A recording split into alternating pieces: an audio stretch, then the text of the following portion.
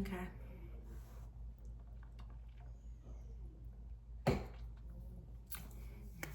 Hello. Thank you for tuning in. If you are tuned into this, I appreciate you. Thank you for the support. Thank you for all the encouraging words and just things people have been telling me in sympathy. I'm grateful for the support. And thank you for being here. Thank you for being part of my healing journey. Um, what I'm doing is a trauma narrative. Now, for those who don't know, I am also a therapist, and so, well, a licensed professional counselor, an LPC. And so, there is a lot of background I have in just right therapy, mental health world, mental health field. Um, and so, if I'm referencing things, it's coming from that knowledge, but I don't have my therapist hat on right now. This is just me. I don't have a script. I don't have notes. I don't have bullet points.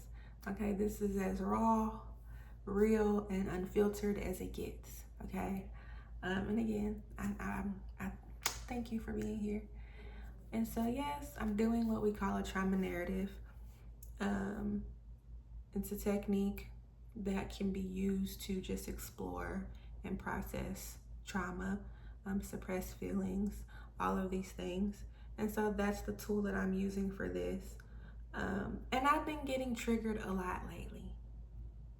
This thing that I'm going to be talking about is something that I've suppressed for a long time. I haven't thought about these things in a long time. And so something in my life was triggering that trauma. But I'm also learning to be more in tune with myself and listen to what I'm trying to communicate to myself, because if we're being honest, none of us are really good at that. And so I'm trying to be better at listening to myself. And so I'm thankful that I was able to recognize when I was being triggered. I just had to ask the question of what's happening. And so when I started asking the right questions, it led me to a very hard truth of I'm ready. I believe and truly trust myself enough, right, to know that I'm ready to face this. I'm ready to talk about this because now I feel like mentally I can handle it. And so this is my effort to do that. This is the way that I wanted to do it. And I'm just going to tell my story with the hopes that others can find themselves in my story. And I'm just trying to pay the things that I've learned throughout this journey forward. And so, again, be patient with me through this process. This is me telling this in real time. I'm going to stumble. I'm going to mess. Who knows? Who knows what you're going to get, because this ADHD, it don't take a day off sometimes. And so if I go off on tangents, I promise I'm going to do my best for self-awareness to kick in and draw myself back in. My mind moves faster than I can talk, and so I stumble a lot. And so I'm trying to just get it out. And so bear with me as I challenge myself to push through this discomfort. So we're gonna call this part one, which is the facts.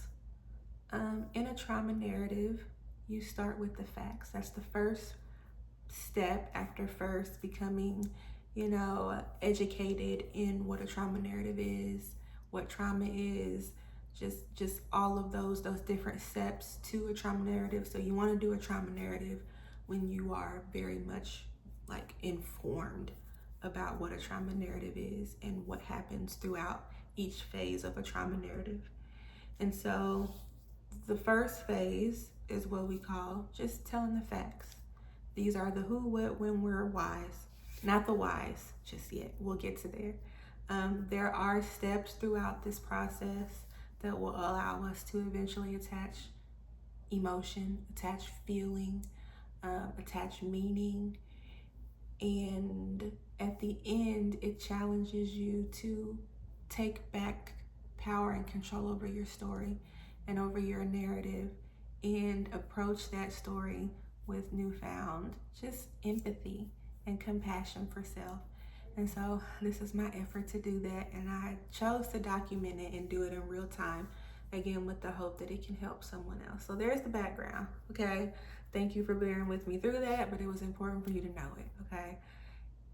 But we're gonna start with just the facts: who, what, when, where, whys, and we're gonna address the elephant in the room, the big truth, the biggest fact in this entire story, and that is, from the age of 17, I was groomed. I was verbally, mentally, emotionally abused. I was, in my opinion, raped repeatedly. But we'll get to that again. So there's a lot of things, okay, a lot of facts to start with. But I wanted to just get that out the way, because that for me is hard to say. And throughout this story, I won't say any names other than the names I need to say. And so this story has to do with the boy that I was dating from the time I was 17 to the time that I was 22, who I thought was dating was DeMarte Pearson. Anybody who went to Ruskin from 2007 to 2011, they probably know who he is. You probably know who he is. And his father, Marlon Vaughn, big heavy set guy, and very much a supportive and present parent. And so I'm sure that if you knew DeMarte, you knew who his father was too. I found out in 2017 that the entire time that I was in my relationship with DeMarte, I was actually in a relationship with his dad. His dad used his son to catfish me, kind of used him as a puppet to have, basically physical things with me. And I'm gonna try to be kind, because I'm not sure if my family's watching, and I know that this is hard for you to hear, but I also want you to question why I chose to do it this way and not, come to you all with it first, right? And so before we get upset with me, I just want you to think about that and really reflect on it. But also know that I'm holding a space for you here too. And I want you to understand in this moment that I have to be real about what happened. And I'm gonna say some things that you're not gonna like, that you're not gonna wanna hear, that is gonna piss you off and infuriate you. I love you, Dad, but I'm gonna cuss. I'm gonna talk about sex. I'm gonna talk about all the things that probably make you all very uncomfortable. And so I just want to put that warning out here now, because you have a choice to either continue listening or not, right? The choice is yours, but I can't have a filter during this or a muzzle, and this is for me, not for you all. And so I just wanted to get that out there. I think that was probably just one of my tangents, but I feel like it was important for me to say that. But yes, from the time I found that out in 2017, he would use his son to basically, have sex with me. But he would talk with me over the phone. So the person I was talking to on the phone was not the same person as who I was seeing in person. The person on the phone was his dad. The person in person was the son. And so the majority of our relationship was long distance. And so the majority of it was over the phone. I was not really attracted to who he was in person. I felt like who he was I'm addressing feeling, and see if I were in session, I would challenge my client to reel back because I tried to add feeling to this and we're not doing that just yet. And so throughout this process, I'm gonna challenge myself like I would challenge my client because this is the only way we're gonna get it done. Okay. So bear with me through that as well. But so where was I going? What was I saying? That happens to ADHD. I'm sorry.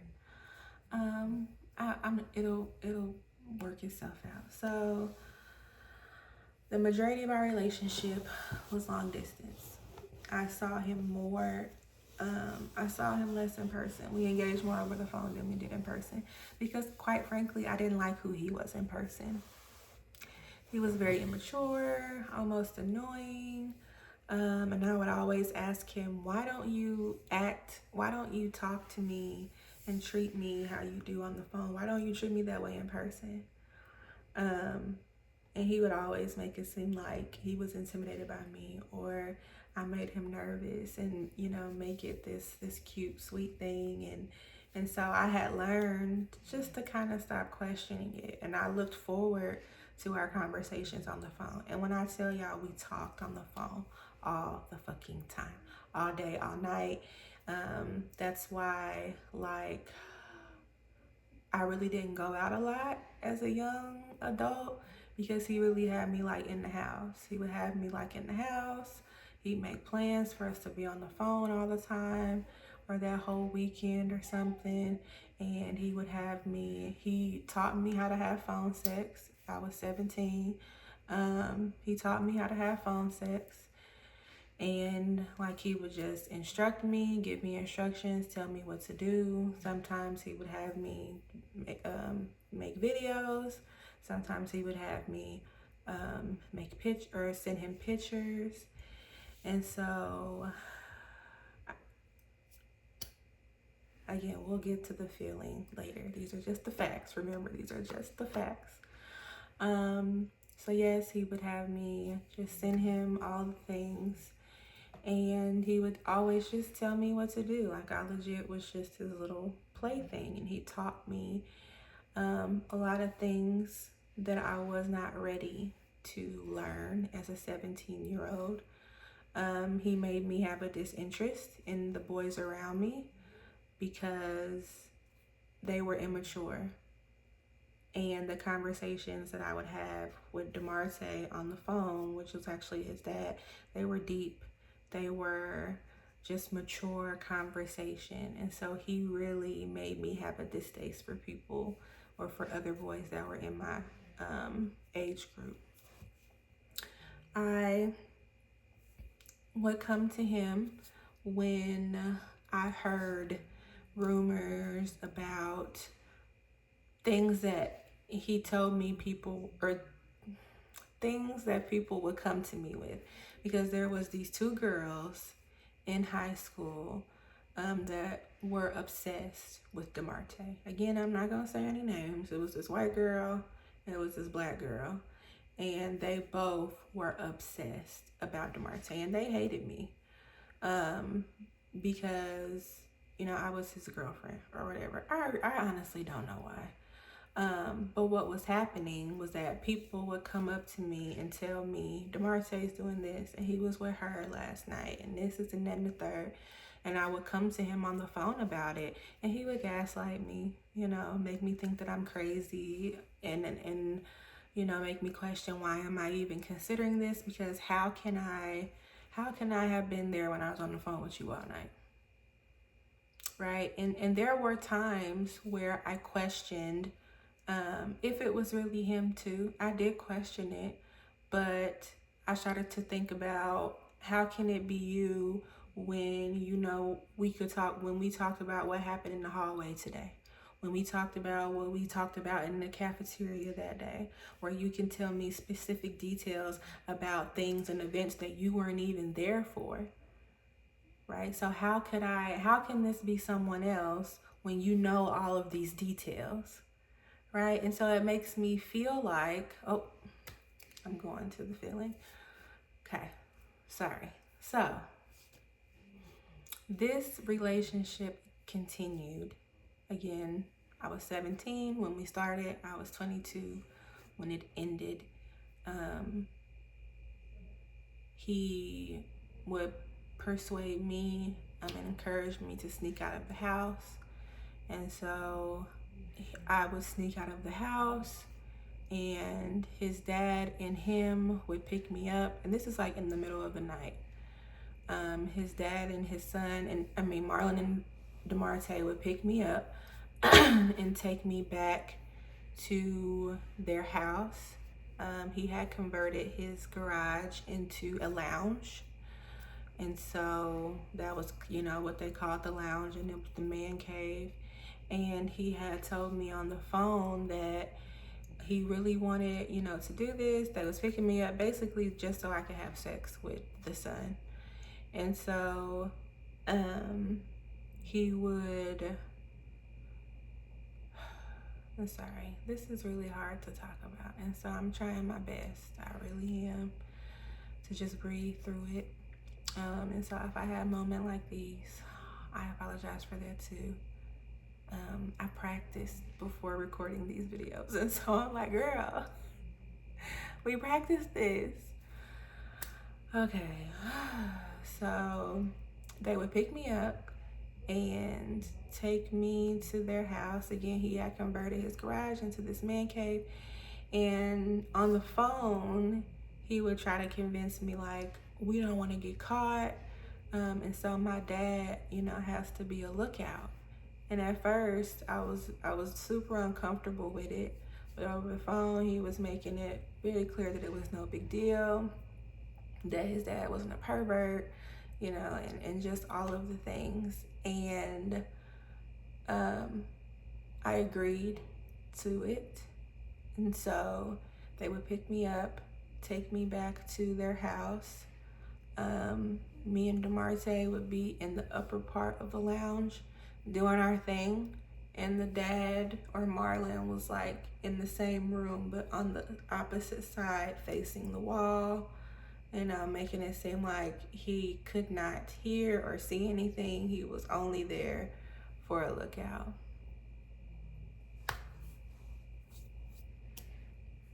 Again, we're getting to feeling later, okay? So yes, and that happened often.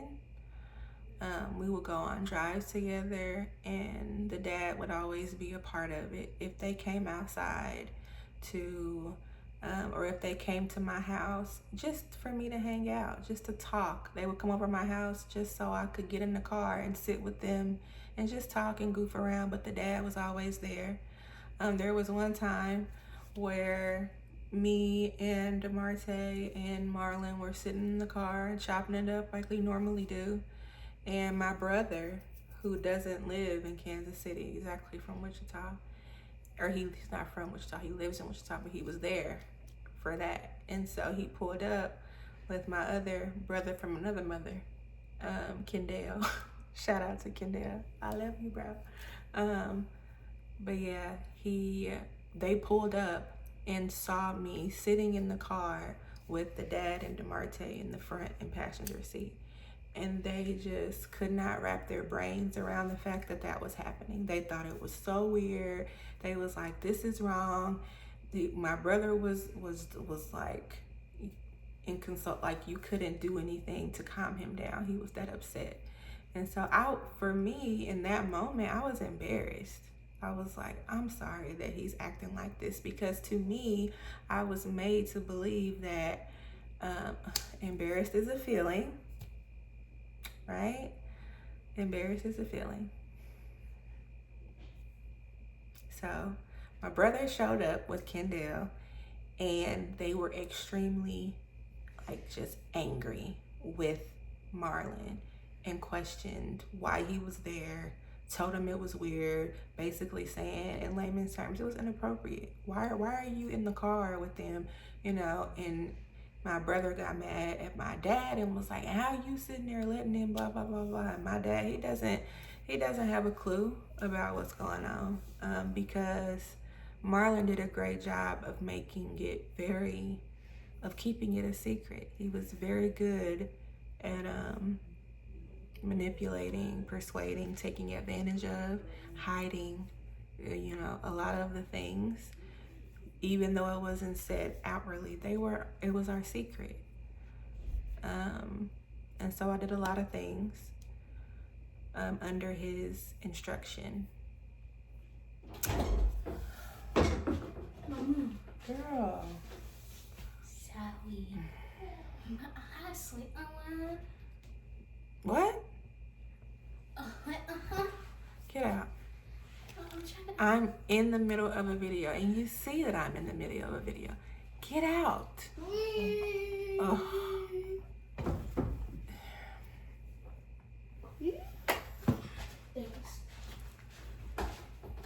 Take your brother. Come on, do you? I'm not your birthday. Birthday.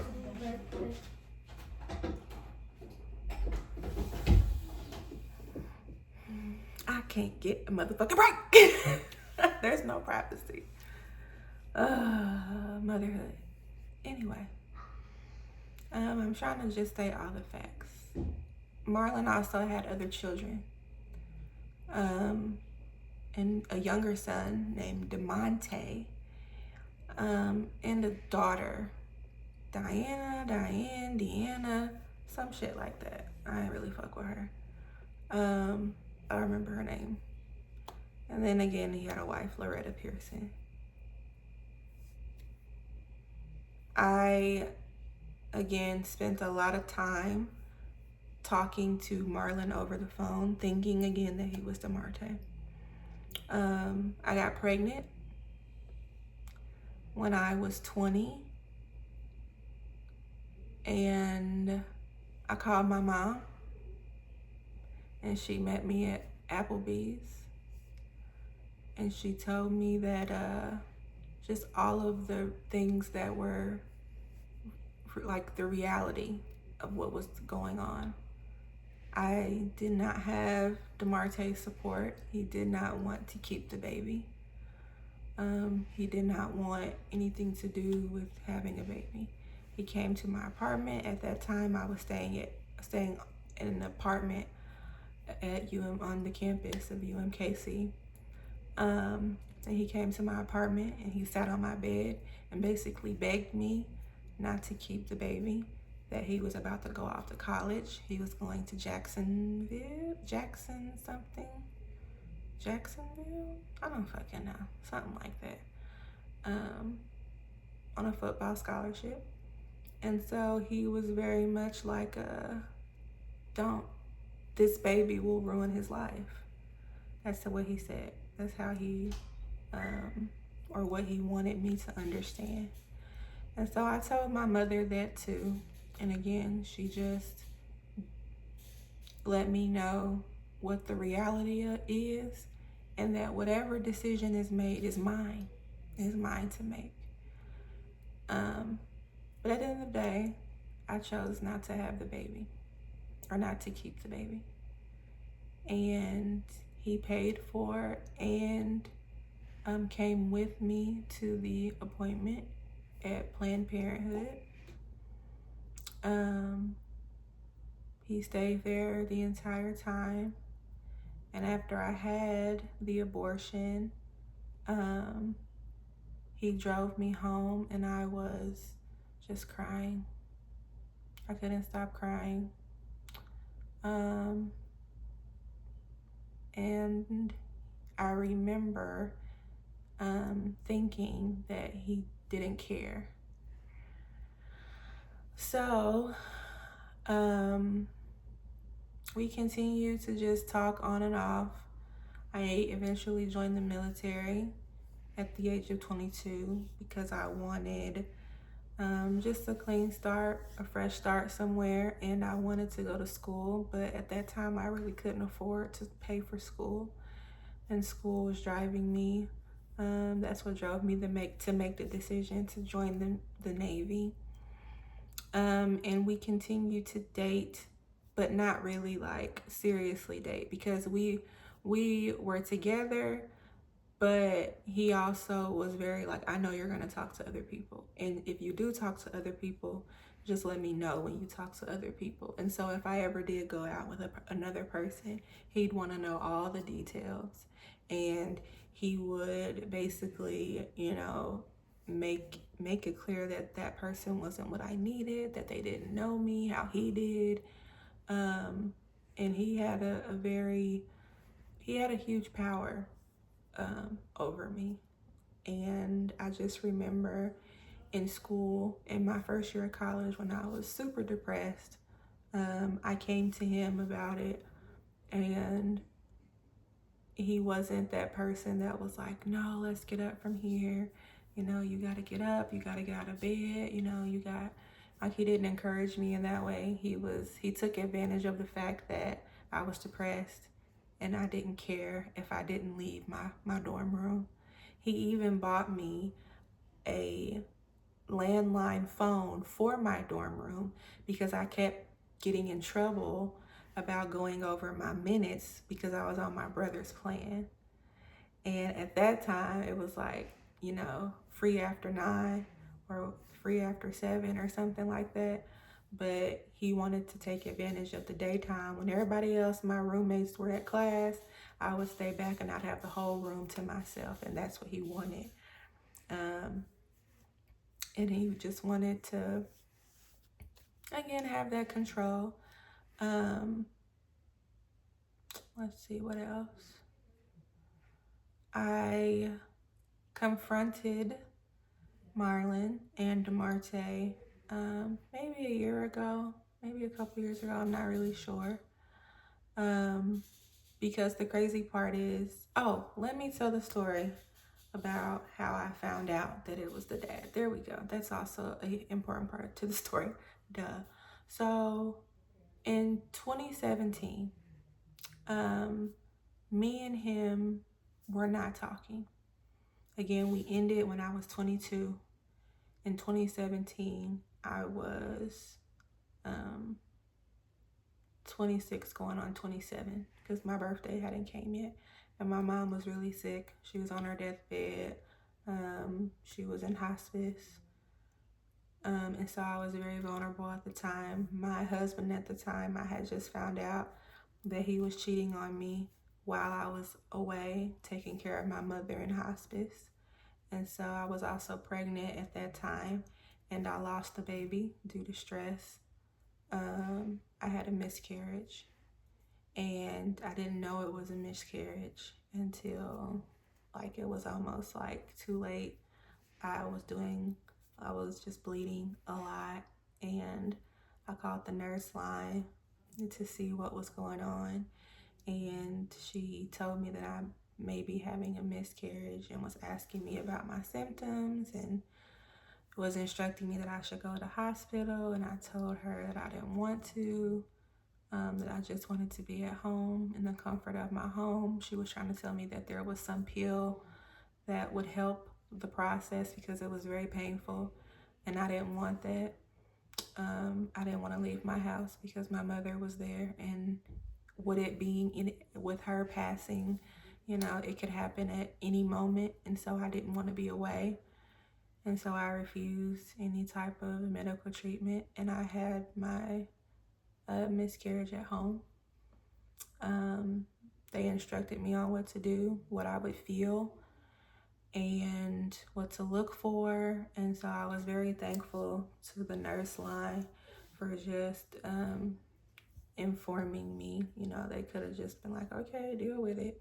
But they respected my decision, and they made sure that I was well informed if that was going to be my decision. And so I was.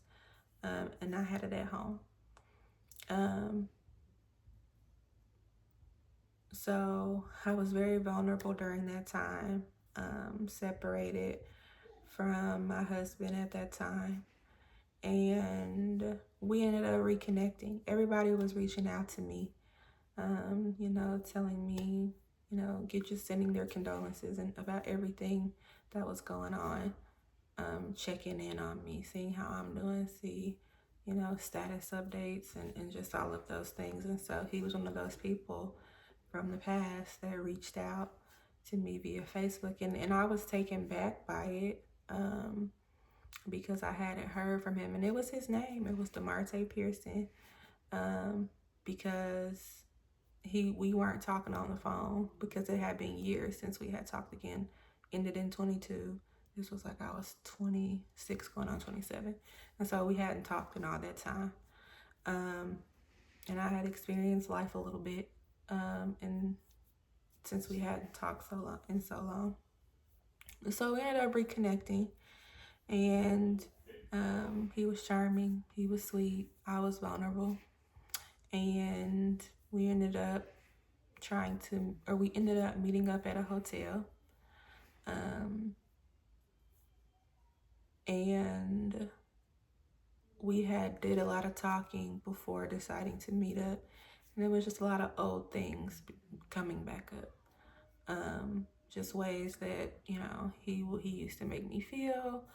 Again, just that power and control kind of that seemed like it was always there. And so I was like, I say convinced, but I don't know if that's the right word. But I ended up going to the hotel, and he was texting me, letting me know that he was on his way when he was there. And so and remember at this time, I still have no clue that it's the dad. And so I hear a knock oh no, what happened? I hear a knock.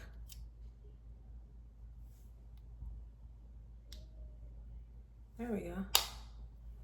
Okay.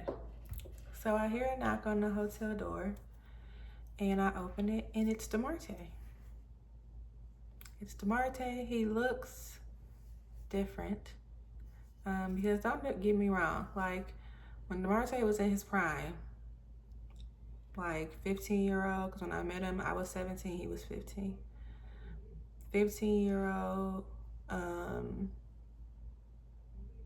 16, 17, 18, 19, however many years that went on, that I thought I was dating him. DeMarte wasn't a bad looking guy. He was actually very attractive. And so when I seen him in 2017, he looked very different. He looked like he was, just living life, and you could see it on him. And he gave me this like thing of why do my things keep cutting out? They're not dying. But he was giving me this sense that he didn't really want to be there.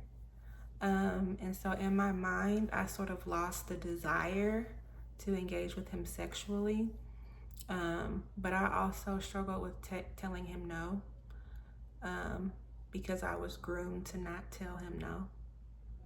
And then sometimes I would use my body as an apology, as a way to say, please don't talk to me like that, and like, please stop talking to me like this.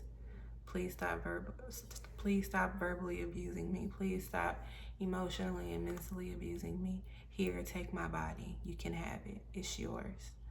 Right? That's what I paired sex with at that time. That was my relationship with intimacy and what sex was and is in a relationship. And so in that moment, I was like, I don't want to do this. This doesn't feel right. But I did it anyway. And I remember just wanting it to be over. He was very rough. He was disengaged, disconnected. He did things that wasn't really my area of expertise or comfortability. I have a hard time saying that word. And again, I I believed I couldn't say no. And so I didn't. And after it was over, I remember sitting there, and he gets up and he goes over to the sink area, and something happens where the shelf falls down and scares him, and he laughs about it, and then he says that he's gonna get out of here. And I was like, okay. And I was just really confused. Like I was just lost in that situation. And so I knew that something was wrong. I knew, there was no doubt in my mind that the person who just came here was the person who I was just talking to on the phone. And again, I remember asking those questions during the time that it was happening, but me being, made to feel like I was crazy. But anywho, and so all that was rushing up. And so he called me shortly after. And he was the type where whenever, DeMarte would come over, not come over, whenever I would go over to their house, and whenever I would have sex with DeMarte, whenever I would come back home, we would get on the phone and he wanted to, reminisce. He wanted to talk about all of the details and what this felt like, and, did you like when I did this and did that? Which means he had to be fucking with you, right? I get no feelings. This is just facts. So he called me shortly after, and I'm trying to figure out why my headphones keep cutting off. I don't have my charger. I don't think they're dying.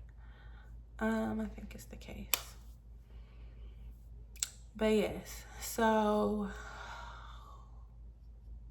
I just want to make sure I'm not forgetting anything. Okay, so he calls me shortly after DeMarte leaves.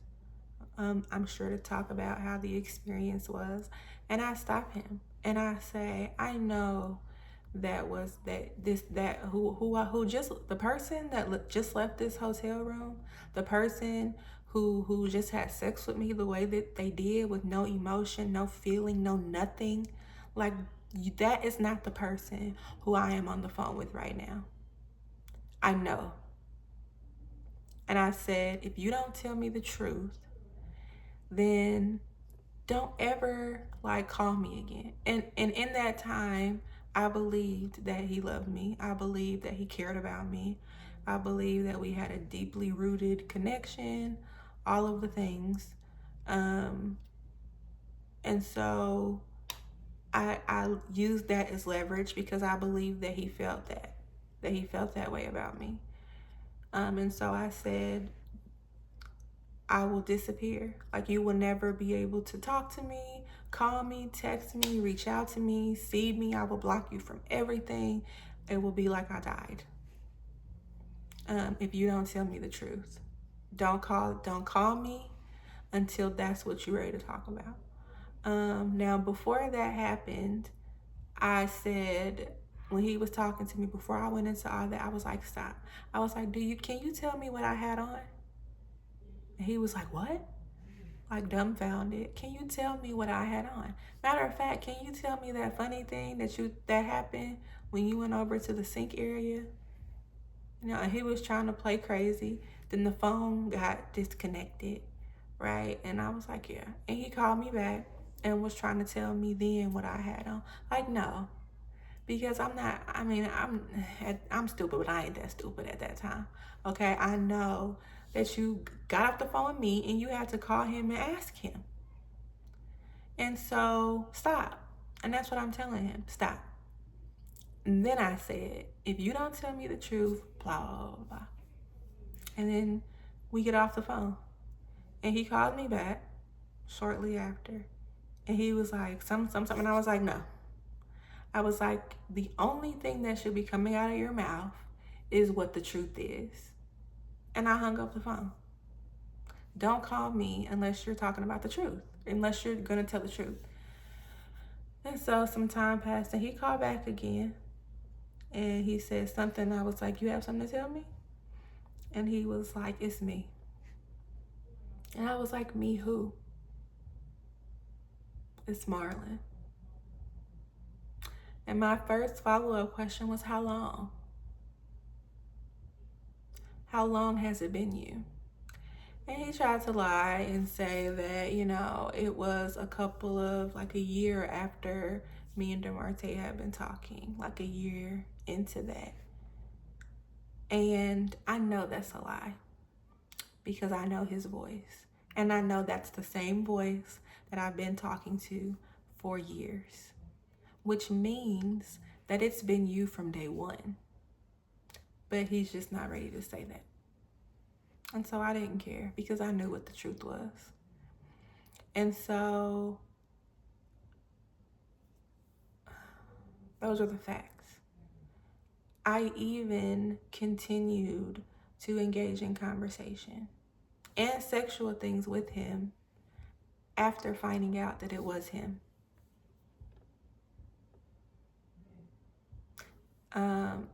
It eventually stopped.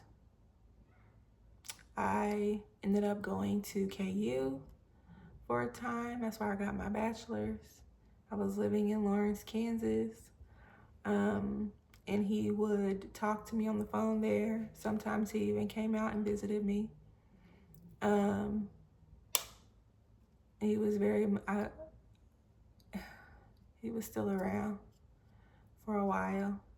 And then I really can't remember why it became nothing.